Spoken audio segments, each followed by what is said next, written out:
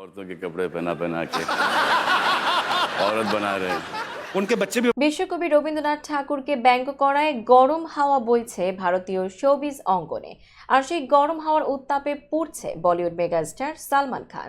তাই আইনি নোটিশের জটিলতায় পড়ছেন তিনি। ভারতীয় সংবাদ মাধ্যম টাইমস অফ ইন্ডিয়ার প্রতিবেদন থেকে জানা যায়, বলিউডের বিখ্যাত টিভি শো কপিল শর্মার শোতে রবীন্দ্রনাথকে ব্যঙ্গ করা হয়েছে।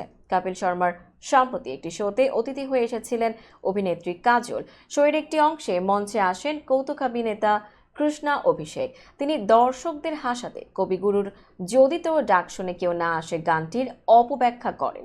অথচ এই শোয়ের পরিচালক সুরকার ইন্দ্রদীপ দাশগুপ্ত সহ বাংলার বহু খ্যাতনামারা তাতে কোনো সমস্যা দেখতে পাননি। বিষয়টি মেনে নিতে পারেননি কলকাতার কবি শ্রীজাত। শোয়ের সমালোচনা করে তিনি প্রথম প্রতিবাদ জানান। এরপর তার পক্ষে একই সুর সাধেন নেটিজেন ও ভারতীয়রা। জানা যায়, এই ঘটনার জেরেই সালমান খানকে আইনি নোটিশ পাঠানো হয়েছে।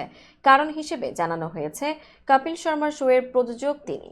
আইনি নোটিশ পাওয়ার পর এ প্রসঙ্গে বুধবার একটি বিবৃতি দিয়েছেন সালমান। জানিয়েছেন, কপিল শর্মা শোয়ের প্রযোজক হিসেবে অতীতে তার প্রযোজনা সংস্থা যুক্ত ছিল, কিন্তু বেশ কিছু সময় ধরেই তার প্রযোজনা সংস্থা আর যুক্ত নেই এই শোয়ের সঙ্গে।